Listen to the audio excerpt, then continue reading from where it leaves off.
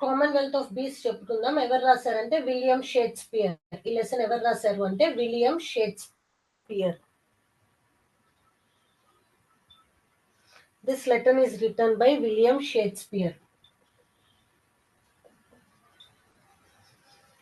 Okay, ఇప్పుడు ఈ lesson లోకి వెళ్లే ముందు ఫస్ట్ మనము ఆథర్ గురించి చెప్పుకుందామమ్మ. విలియం షేక్స్పియర్ గురించి మనం కొన్ని లైన్స్ చెప్పుకుందాం. ఓకేనా?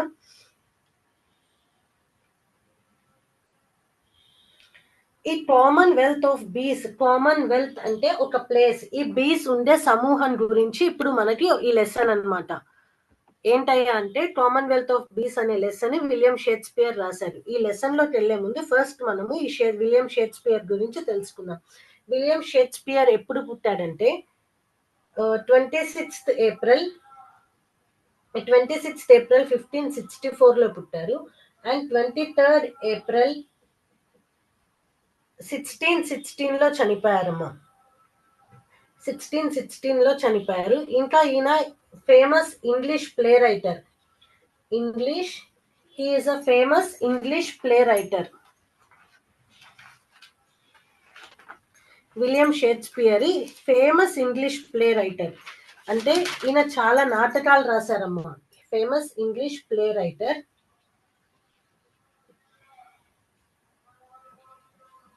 Actor and English poet. Actor మరియు ఇంగ్లీష్ పోయెట్ ఈయన. ఇంకొకటి ఈయనని ఏమంటారంటే bard of Avon. Bard of Avon. ఈయనని బార్డ్ ఆఫ్ యావాన్ అని కూడా అంటారు. నెక్స్ట్ ఈయన వచ్చేటప్పటికి 39 ప్లేస్ అంటే 39 నాటకాలు, 154 సోనెట్స్, 2 లాంగ్ నెరేషన్స్ రాశాడు. 2 లాంగ్ నెరేటివ్ పోయమ్స్ రాశాడు. 2 long narrative poems. 2 long narrative poems రాశాడు. చూడండి, ఈ కామన్వెల్త్ ఆఫ్ బీస్ అనేది రాసింది విలియం షేక్స్పియర్. ఈయన ఎప్పుడు పుట్టాడయ్యా అంటే 26th April 1564 లో పుట్టాడు. 23rd April 1616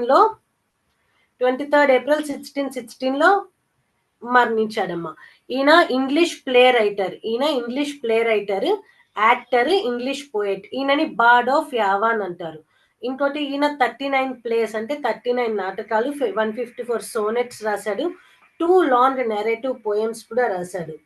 ఈయన రాసినవి ఇవి కాకుండా ఇంకా చాలా ఉన్నాయమ్మా ఈయన రాసినవి. అవి కూడా మనం ఇప్పుడు చెప్పుకుందాం. చూడండి,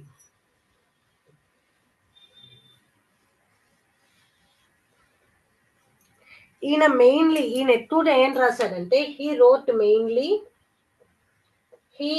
మెయిన్లీ ఈయన మెయిన్ గా ఏం రాశాడయ్యా అంటే ట్రాజెడీస్ రాసేవాడు. ట్రాజెడీస్, కామెడీస్. అంటే ట్రాజెడీస్ అంటే బాధాకరమైనవి రాసేవాడు. ఇంకా కామెడీస్ రాసేవాడు, హాస్యం, నవ్వే. ఇంకా హిస్టరీస్, చరిత్రల గురించి ఎక్కువ వీటి గురించి రాసేవాడు. వీటిలో ఫేమస్ అయినవి, ట్రాజెడీస్ లో ఫేమస్ అయినవి ఏంటి? Hamlet, Othello, King Lear and Macbeth.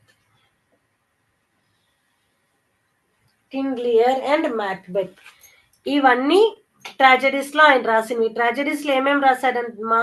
Hamlet రాశాడు, ఓథెలో, కింగ్ లియర్, మ్యాక్బెత్ అనేవి రాశాడు. కామెడీస్ లోకి వచ్చేటప్పటికి the Merry Wives of Windsor, a Midsummer night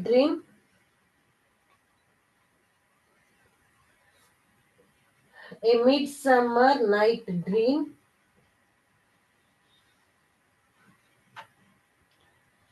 much ado about. ఇవి ఈయన రాసిన కామెడీస్ లో బాగా ఫేమస్ అయినవి. హిస్టరీస్ కి వచ్చేటప్పటికి Richard two, henry IV Part 1, henry 4 part 1, part 1, part 2, henry 5 part 1. ఇవన్నీ ఈయన హిస్టరీస్ లో రాసిందమ్మ. ఇప్పుడు మళ్ళీ ఒక్కసారి ఈయన గురించి చెప్పుకుందాం చూడండి. విలియం షేక్స్పియర్ ఆయన 15 ఏప్రిల్ 1564 లో పుట్టాడు. ఏప్రిల్ 1616 లో చనిపోయాడమ్మా. ఈయన వచ్చేటప్పటికి English poet, play writer, actor. ఈయనని బార్డ్ ఆఫ్ యావన్ అని కూడా అంటారు. ఏమంటారు ఈయనని? బార్డ్ ఆఫ్ యావాన్, బార్డ్ ఆఫ్ యావాన్ అని కూడా అంటారు. ఈయన 39 ప్లేస్ రాశాడు, 154 సోనెట్స్ రాశాడు, 2 లాంగ్ నెరేటివ్ పోయమ్స్ రాశాడు. ఈయన రాసే మెయిన్ గా ఏమేమి రాస్తాడంటే ట్రాజడీస్, కామెడీ, హిస్టరీస్ రాస్తాడు. ట్రాజడీస్ వచ్చేటప్పటికి Hamlet, Othello, King Lear and Macbeth. Comedies వచ్చేటప్పటికి the Merry Wives of Windsor, a Midsummer Night Dream. ఈ మిడ్ సమ్మర్ నైట్ డ్రీమ్ అనేది అతను రాసిన కామెడీస్ లో చాలా పెద్దగా పాపులర్ అయిన బుక్. ఇంకా హిస్టరీస్ వచ్చేటప్పటికి ఈయన రాసినవి ఏంటంటే రిచార్డ్, హెన్రీ 4 లో part 1, henry 4 part 1, henry 4 part 2, henry 5 part 1. ఇప్పుడు మన లెసన్ ఈ కామన్వెల్త్ ఆఫ్ బీస్ అనేది ఈ హెన్రీ 5 పార్ట్ 1 లో, ఈ హెన్రీ 5 పార్ట్ 1 లో యాక్ట్ 1 లో నుంచి తీసుకున్న సీన్ 2 అన్నమాట. ఈ హెన్రీ 5 పార్ట్ 1 లో నుంచి తీసుకున్న సెకండ్ సీనే మన లెసన్. ఇప్పుడు అదే మన లెసన్ అమ్మా, commonwealth of bee, Henry 5 act 1 scene 2. ఇక్కడ ఏమవుతుందయ్యా అంటే ఈ లెసన్ అంతా ఏందయ్యా అంటే చెప్తా చూడండి. చాలా ఈజీ అమ్మా ఈ లెసన్. చాలా జాగ్రత్తగా వింటే బాగా గుర్తుంటుంది. హెన్రీ 5 పార్ట్ 1 లో నుంచి తీసుకున్నారు. ఎందులో నుంచి తీసుకున్నారమ్మా ఈ కామన్వెల్త్ ఆఫ్ బీస్ అనే లెసన్? హెన్రీ 5 పార్ట్ 1, హెన్రీ 5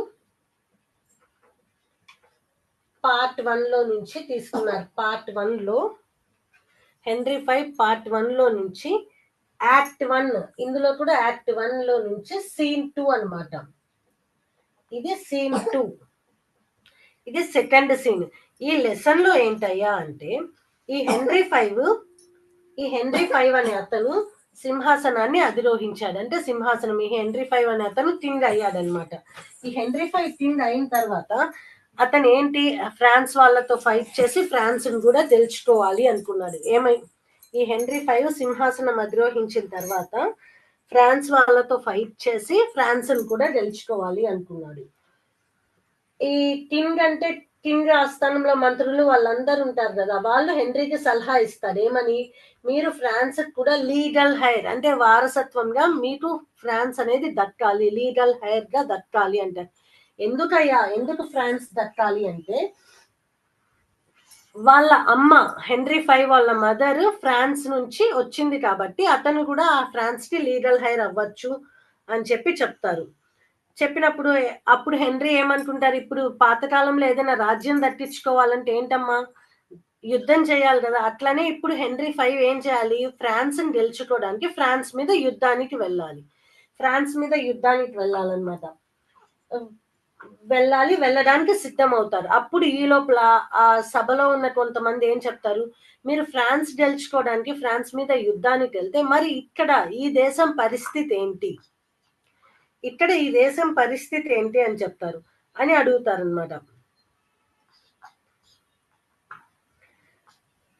ఇప్పుడు ఈ దేశం పరిస్థితి ఏంటి అని అందరూ ఆయన్ని భయపెట్టేస్తారు. అప్పుడు ఆయన ఆలోచనలో పడిపోతారు. అవును, నేను అక్కడికి యుద్ధానికి వెళ్ళినప్పుడు ఇక్కడ ఈ ఇంగ్లాండ్, అప్పటి వరకు ఈ హెన్రీ 5 అనే అతను ఇంగ్లాండ్ ని పరిపాలిస్తున్నాడమ్మా. ఆల్రెడీ ఇంగ్లాండ్ ని పరిపాలిస్తున్నాడు. ఈ పరిపాలించే అతనికి ఈ ఫ్రాన్స్ కూడా కావాలి అనిపించింది. ఎందుకంటే అతను ఫ్రాన్స్ కి వారసుడు అని. ఈ లోపల ఏం చెప్పారు, మీరు ఫ్రాన్స్ మీదకి యుద్ధానికి వెళ్తే స్కాట్లాండ్ దేశం వాళ్ళు వచ్చి ఇంగ్లాండ్ ని ఆక్రమిస్తారేమో అని చెప్పారు. సో అది కూడా పాయింటే కదా. ఈయన ఇక్కడ ఉన్న సైన్యాన్ని మొత్తం తీసుకొని వెళ్ళి అక్కడ ఆ ఫ్రాన్స్ మీద యుద్ధం చేస్తుంటే ఈ లోపల ఎవరైనా వచ్చి ఇక్కడ దీన్ని ఇది చేసుకుంటే కష్టం కదమ్మా, దీన్ని స్వాధీనం చేసుకుంటే కష్టం కదా. సో ఇప్పుడు ఆయన ఒక డౌట్ లో పడిపోయాడు. ఒక డౌట్ లో పడిపోయాయి. అప్పుడు అక్కడే ఉన్న ఒక arc bishop of Canterbury offers arc bishop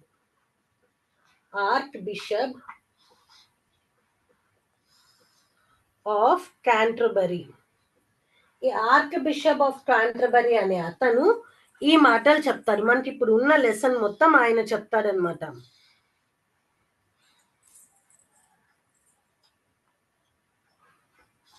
ఇప్పుడు ఈ లెసన్ మొత్తం ఆయన చెప్తాడు. ఏం చెప్తాడయ్యా అంటే చూడు, for so work the honeybees. Honeybees తేనెటీగలు ఏం చేస్తాయమ్మా? తేనెటీగలు ఎప్పుడైనా తేనెతిట్ట చూసారా? ఇట్లా చెట్టుకి ఇట్లా కట్టుంటుంది. చెట్టుకి ఎట్లా ఉంటుందమ్మా తేనె తుట్ట. బీస్ అంటే తేనెటీగలు. కామన్వెల్త్ ఆఫ్ బీస్ అంటే ఈ తేనెటీగలు ఉండే ప్లేస్. ఏంటది తేనెటీగలు ఉండే ప్లేస్? తేనె తుట్ట. ఈ తేనె తుట్ట ఎట్లుంటుంది? ఇట్లుంటుంది. అవునా కాదా? ఇట్లా చాలా గుడ్లుగా గూడులాగా ఉంటుంది.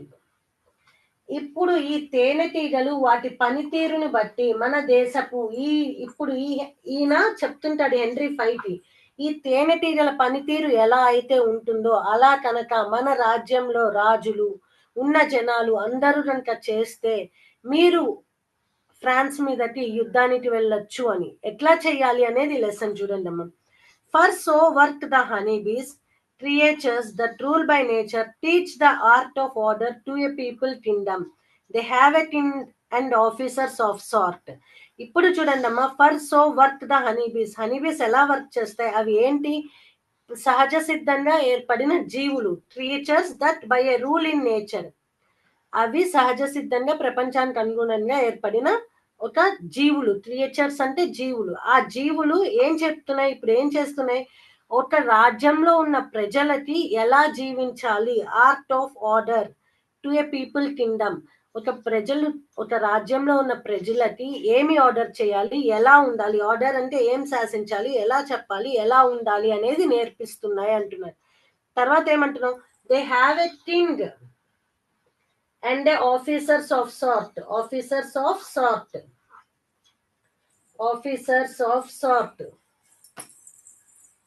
They have a king and officers of. సహజంగా ఏంటంటే ఈ తేనె తుట్టలో ఒక క్వీన్ ఉంటాయమ్మా. ఒక క్వీన్ ఉంటాయి, మిగిలినవన్నీ వాటి కింద పనిచేసేవి. ఎప్పుడైనా చూడండి తేనెటీగలో ఒక క్వీన్, మిగిలిన పనిచేసేవన్నీ మేల్ ఉంటాయి. కానీ ఇక్కడ వచ్చేటప్పటికి రాజుని క్వీన్ అనలేరు కదా, అందుకని ఏం చెప్తారు? కింగ్. ఒక కింగ్, మిగిలిన వాళ్ళందరూ పనిచేస్తారు. ఈ తేనె తుట్టలో ఎలా పనిచేస్తారయ్యా అంటే, where some like magistrates correct at home. కొంతమంది ఏంటి మ్యాజిస్ట్రేట్స్, లాయర్స్ లాగా పనిచేస్తారు. ఏంటి? వాళ్ళు చేసే తప్పుల్ని కరెక్ట్ చేస్తూ ఈ తేనె తుట్టలు. కొంతమంది మర్చెంట్స్ లాగా వర్క్ చేస్తారు, అంటే వ్యాపారస్తుల్లాగా. వాళ్ళు తెచ్చిన తేనెని నిజంగా అట్లా చేయరమ్మా, కానీ వాళ్ళందరూ అలా కలిసి పని చేసుకొని ఒక తేనె తుట్టని ఏర్పాటు చేసుకుంటారు అంటున్నారు. ఈ తేనె తుట్ట ఏంటి ఈయన దృష్టిలో? ఈ ఆర్క్ బిషప్ ఆఫ్ క్యాంటర్బరీలో ఒక రాజ్యం లాంటిది. ఆ తేనెటీగలు అన్ని కలిసి, అంతేగానమ్మా తేనె తుట్టకి ఎన్ని తేనెటీగలు ఉంటాయి, అట్లని తేనెటీగలు అన్ని ఏంటి ఇక్కడ ఉన్న ప్రజలు ఇట్లా కంపేర్ చేసి చెప్తున్నారు. అందులో కొంతమంది ఏం చేస్తారంటే లాయర్స్ లాగా వర్క్ చేస్తారు. ఎలా వర్క్ చేస్తారు? లాయర్స్ లాగా ఏదైనా తప్పు జరిగితే దాన్ని కరెక్ట్ చేస్తూ. కొంతమంది మర్చెంట్స్ లాగా వర్క్ చేస్తారు. మర్చెంట్స్ అంటే ఏంటి? వ్యాపారస్తులు. ఏం చేస్తారు? Venture trade abroad. వాళ్ళు తెచ్చిన తేనెని ఏదైనా కానివ్వండి దాన్ని అమ్మినట్లు చేస్తారు. ఇంకొకళ్ళు others like soldiers armed in their strings. కొంతమంది సోల్జర్స్ లాగా వర్క్ చేస్తారు. Make boot upon the summer velvet buds which pillage they with merry march bring home. ఇవి ఏం చేస్తాయి అమ్మా? సమ్మర్ వచ్చేటప్పటికి ఏం చేస్తాయి? అన్ని ప్లేసెస్ కి వెళ్ళి ఆ పూలు ఉంటాయి కదా, పూల మీద తేనె లాగుంటుంది కదమ్మా, తేనెని తీసుకొచ్చుకొని ఈ తేనె తుట్టలో దాచిపెట్టుకుంటారు. అవునా కాదా? అలాగే to the 10th royal of their empire who busied in his majesty's service the singing mansions build roof of gold. ఇక్కడ ఏం చేస్తారు? మిగిలిన వాళ్ళు పనిచేసే వాళ్ళందరూ ఒక్కొక్క ఆ తెచ్చిన తేనె మొత్తాన్ని ఒక్కొక్కళ్ళు మ్యాన్సన్స్ అంటే కూలీ వాళ్ళమ్మ, మ్యాన్సన్స్ అంటే కూలీ వాళ్ళు, ఒక్కొక్క గూడు గూడు గూడు లాగా ఒక ఇల్లు కడుతున్నారు. The civil citizens kneading up the honey. Masons ఏం చేస్తున్నారు, గోల్డ్ రూఫ్ తో, అంతే కదమ్మా, తేనె తిట్టు ఎలా ఉంటుంది, బంగారు వర్ణంలో ఉంటుంది, అట్లానే బంగారు వర్ణంతో మ్యాన్సన్స్ అనే వాళ్ళు కడుతున్నారు. అయితే మిగిలిన వాళ్ళు ఏం చేస్తారు, ఆ తెచ్చిన తేనెనన్నిటిని ఒక్క సివిల్ సిటిజన్స్ అందరు ఏం చేస్తారు, ఒక్కొక్క గూడ్లో కొంచెం కొంచెం కొంచెం కొంచెం కొంచెం కొంచెం దాచిపెడుతూ ఉంటారనమాట. The poor mechanic porters crowding in their heavy burdens at this narrow gate. ఈ మిగిలిన వాళ్ళు ఏం చేస్తారు, ఈ తెచ్చిన దాన్ని హెవీ బర్డన్స్ అన్నిటినీ నారో గేట్ లో చిన్న చిన్న చిన్న చిన్న రంధ్రాలలో దాచిపెడుతూ ఉంటారు. The poor mechanic porters crowding in their heavy burdens at his narrow gate చెప్పాను. The sad eye justice with his surly hum delivering over the executors pale. The lazy yanin drawn, I thus infer that many things have been fully referenced. To one concern may wife in contrastulary. As many arrows loosed several ways come to one mark, as many ways met in the one town. As many ఇవన్నీ ఏంటి, వీళ్ళు ఇంత కష్టపడేది దేనికోసం అమ్మా, వాళ్ళు తెచ్చుకున్న ఆహారం అన్నిటినీ జమ చేసుకొని దాచిపెట్టుకోవడం కోసమే కదా. ఇంకా ఏం చెప్తున్నారు, ప్రతి దానికి ఒక కారణం ఉంటుంది. అలానే many arrows loosed several ways, చాలా బాణాలు గురి తప్పి ఉండొచ్చు. As many fresh stream meet in one salt sea, చాలా నదులు సెలయేర్లు అన్ని కలిసి ఎక్కడ కలుస్తాయమ్మా, ఇప్పుడు చూడండి చాలా నదులు, చాలా జీవ నదులు అన్నీ ఉంటాయి, అన్ని వచ్చి ఒక పెద్ద సీలోనే కలుస్తాయిగా, పిల్ల కాలువలు అవన్నీ వచ్చి ఒక సీలోనే కలుస్తాయి. అలానే as many lines close to the dial's center, so many thousand actions once foot end in a purpose and be all well born without a defeat. Finally ఏమంటాడంటే, there are different groups of అచ్చా, ఇంకా ఏం చెప్తున్నాడు ఇక్కడ చూడండి, ఈ point కూడా చెప్పాడు. Come to one mark as many ways meet in a town, చాలా దారులు అన్ని కలిసి ఒక టౌన్ లోనే కలవాలి. అలానే 1000 యాక్షన్స్ 1000 యాక్షన్స్ ఒక ఫూట్ అన్ని కలిపి వితౌట్ ఏ డిఫీట్ లేకుండా మీరు ఫ్రాన్స్ ని గెలుచుకొని రావాలి. ఇంకా ఏం చెప్తాడంటే, మనకున్న సైన్యం మొత్తాన్ని 1/4 మీరు తీసుకెళ్ళండి ఫ్రాన్స్ మీద డిఫీట్ చేయడానికి, మిగిలిన 3/4 ఇక్కడే ఉంటుంది, అందరూ కలిసి పని చేయాలి అంటున్నాడు కదమ్మా. ఈ ఆర్క్ బిషప్ ఆఫ్ కాంటర్బరీ ఏమంటున్నాడు, అందరూ కలిసి పనిచేయాలి, అందరూ కలిసి పని చేస్తేనే మనం ఏదైనా సాధించగలం అని చెప్పడానికి ఆయన ఏం చేస్తున్నాడమ్మా, ఈ తేనెటీగని చెప్పారు. ఈ తేనెటీగని ఏర్పరచుకోవడానికి, తేనెటీగలన్నీ ఏం చేస్తాయి, తేనె తుట్టెని ఏర్పరచుకోవడానికి తేనెటీగలన్నీ ఏం చేస్తాయి, అన్ని కలిసి కష్టపడి ఒక్కొక్క ఈ గూడుని ఏర్పరచుకోవడానికి మొత్తం అన్ని కలిసి కష్టపడతాయి. తేనెలన్నీ ఆ పూల మీద ఉండే మకరందం అంటాం చూడండి, పూల మీద తీయగా దొరుకుతుంది, అదన్నీ పీల్చుకొని రావడానికి కొన్ని వెళ్తాయి, ఆ పీల్చుకొచ్చినవన్నీ ఇట్లా జమ చేయడానికి కొన్ని కష్టపడతాయి. అంతేనా, తెచ్చి ఇక్కడ ఇస్తాయి. ఇక్కడ ఇచ్చినప్పుడు ఏంటి, అది వాటికి కావాల్సిన షేప్ లో కట్టి అందులో దాచిపెట్టుకోవడానికి, అందులో ఎంత దాచిపెట్టాలి, ఎంత చేయాలి అనేది చేసుకోవడానికి కొన్ని కష్టపడతాయి. అన్ని కష్టపడి అన్ని చేసి అన్ని ఎందుకోసం చేస్తాయి, వాటి జీవనాధారం, ఎప్పుడైనా వాటికి ఆకలేసినప్పుడు తినడం కోసమే కదా. అలాగే ఇక్కడ ఉన్న వాళ్ళు కూడా అట్లానే ఏంటి, చాలా దారులు ఉన్నాయి ఒక ఊర్లో, అన్ని కలిసి ఒక ఊరు అవుతాయి. అట్లానే చాలా రివర్స్ ఉన్నాయమ్మా, చాలా రివర్స్ అంటే ఏమంటాం, చాలా నదులు పిల్ల కాలువలు అన్ని వచ్చి ఏమవుతాయి, పెద్ద సముద్రంలోనే కలుస్తాయి. అలానే ఇక్కడ ప్రతి ఒక్కళ్ళు కూడా ఒక్కొక్క చెయ్యి వేసి అందరూ కష్టపడి ఓటమి అనేది లేకుండగా విజయంతో ఉండాలి అంటారు. ఇంకా ఏం చెప్తారు, మనకున్న సైన్యం మొత్తంలో మీరు ఏం చేస్తారు, ఒక వంతు మాత్రం మీరు ఫ్రాన్స్ మీద దండయాత్రకు తీసుకెళ్ళండి, మిగిలిన 3/4 ఉంటుంది కదా, అది ఇక్కడే ఉండి ఇంగ్లాండ్ ని స్కాట్లాండ్ బారి నుంచి కాపాడుకుంటాము అని చెప్తాడనమాట. అది ఈ కామన్వెల్త్ ఆఫ్ బీస్ అనే లెసన్ షేక్స్పియర్ రాసిన దాని గురించి. అర్థమైందమ్మా? మళ్ళీ ఒక్కసారి చెప్తున్నాను, కామన్వెల్త్ ఆఫ్ బీస్ అంటే ప్లేస్, ఒక ప్లేస్ ఏంటి, బీస్ ఉండే సమూహం, దాన్నే మనం ఇంగ్లీష్ లో ఏమంటాము, బీ హైవ్ అంటాము. దాన్నే ఏమంటామమ్మా, బీ హైవ్ అంటాము. బీ హైవ్ అంటాము. ఓకే, అర్థమైందా? ఇది మన లెసన్ కామన్వెల్త్ ఆఫ్ బీస్. ఇప్పుడు మీకు ఈ లెసన్ లో ఏమైనా డౌట్స్ ఉంటే అడగండి అమ్మా. మీరు అన్మ్యూట్ చేసుకోండి, ఎవరికైనా డౌట్స్ ఉంటే అడగండి.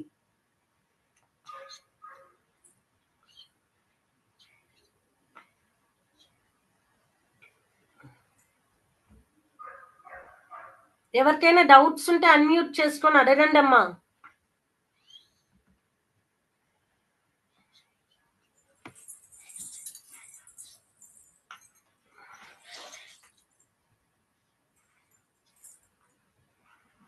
అందరికీ అర్థమైందా లెసన్? మీరు అన్మ్యూట్ చేసుకోవచ్చమ్మా. మీరు అన్మ్యూట్ చేసుకొని మీకు ఎవరికైనా ఏమైనా డౌట్స్ ఉంటే ఇప్పుడే అడగండి.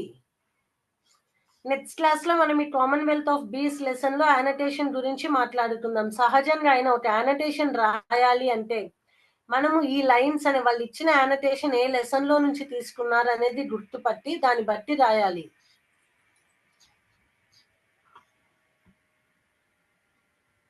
అన్మ్యూట్ చేసుకొని మీకు ఏమైనా డౌట్స్ ఉంటే అడగండి.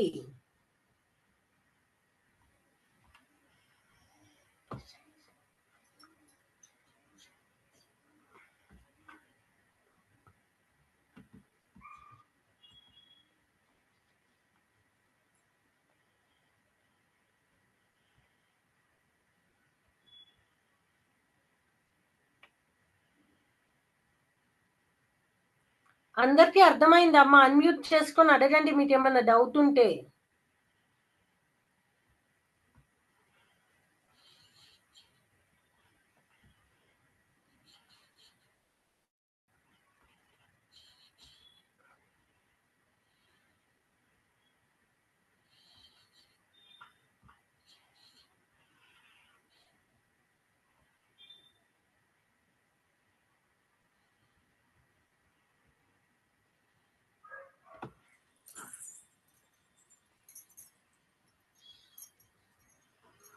అడగండి అమ్మా మీకు ఏమైనా డౌట్ ఉంటే. అర్థమైందా Commonwealth of bees lesson? William Shakespeare రాశాడు. ఈ William Shakespeare English poet, English actor, play rights రాస్తాడు, నాటకాలు రాస్తాడు. 154 39 ప్లేస్, 154 సానెట్స్, 2 లాంగ్ రన్నింగ్ పోయమ్స్ రాశాడమ్మా. ఈయన ఎక్కువగా ట్రాజడీస్ రాస్తాడు, కామెడీస్ రాస్తాడు, హిస్టరీస్ రాస్తాడు. అలాంటి హిస్టరీలో నుంచి తీసుకున్నదే మన ఈ లెసన్ అన్నమాట, కామన్వెల్త్ ఆఫ్ బీస్ అనేది. ఓకేనా? ఆ హిస్టరీలో హెన్రీ 5 పార్ట్ 1 యాక్ట్ 1 లో సెకండ్ సీన్ ఇది. ఓకేనా? అడగండి అమ్మా ఏమైనా డౌట్స్ ఉంటే. మీ వాయిస్ ఆడిబుల్ లేదమ్మా, కొంచెం గట్టిగా మాట్లాడండి. థ్యాంక్ యూ మేడం, పిల్లలు అర్థమైందని చెప్తున్నారు. వినిపించట్లేదండి, కొంచెం గట్టిగా అడగరా ఏమనుకోకుండా. మేడం అర్థమైందంట మేడం, నో డౌట్ మేడం, పిల్లలు చెప్తున్నారు. అర్థమైందా అండి? అర్థమైందంట మేడం. ఓకే అండి, చాలా థ్యాంక్స్ అండి. ఏమైనా డౌట్స్ ఉంటే అడగండి, నేను ఇప్పుడే చెప్తాను. Okay, thank you. ఇప్పుడు మీరు యానటేషన్ రాసేటప్పుడు అమ్మా, మీకు యానటేషన్ ఏ లెసన్ లో ఇచ్చారు అనేది వాళ్ళు ఇచ్చిన సెంటెన్సెస్ ని బట్టి వెతుక్కొని చెప్పాలి. ఇప్పుడు ఫస్ట్ యానటేషన్ రాసేటప్పుడు ఈ విలియం షేక్స్పియర్ గురించి మీరు ఫస్ట్ రాయాల్సి ఉంటుంది. ఓకేనా? దీని గురించి మనం నెక్స్ట్ క్లాస్ లో చెప్పుకుందాం. ఇంకెవరికైనా డౌట్స్ ఉంటే అడగండి, ఏమైనా అర్థం కాకపోయినా కానీ.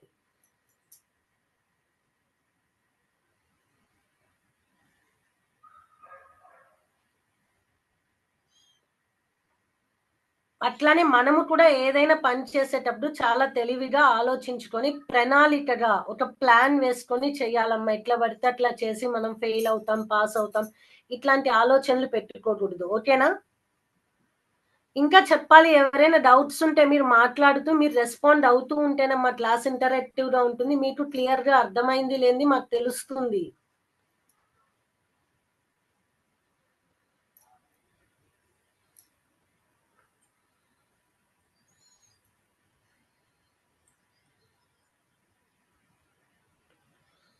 పుంగనూర్ జీజేసి ఫర్ గర్ల్స్ అర్థమైందా అమ్మా మీకు? జీజేసి గూడుపల్లి జీజేసి రాళ్ళగుడుగూరు, కేజీబీవి అచ్చంపేట్ అందరు చెప్పాలండి. అర్థమైందా లేదా? ఏమైనా డౌట్స్ ఉన్నాయా మీకు?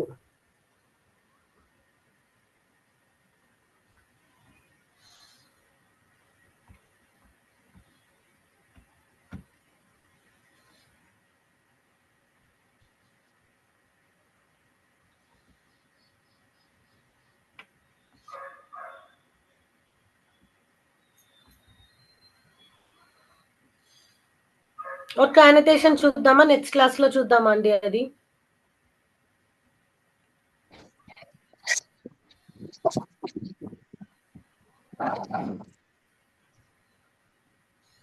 హలో హలో చెప్పండి. మీకు క్లాస్ అర్థమైంది? ఏమైనా డౌట్స్ ఉంటే అడగండి. Clear clear, thank you. JSA portal పట్టు respond. Yeah, GJC Puthalapattu, Chittoor district. Thank you అండి. Thank you so much. KGBV Bellamkonda, విజేసివి కోట, ఏపీఎంఎస్ న్యూజెండ్ల, చౌడేపల్లి. మీ అందరికీ అర్థమైందా అండి?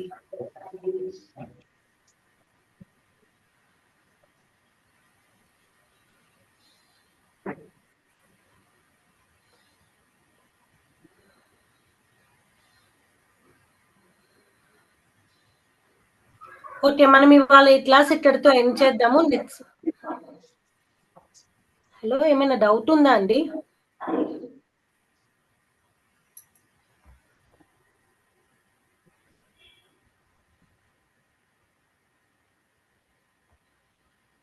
ఓకే, మనం నెక్స్ట్ క్లాస్ లో కలుద్దాం. Until then take care, have nice day అమ్మా. జై విద్యాశక్తి, జై హింద్, జై భారత్.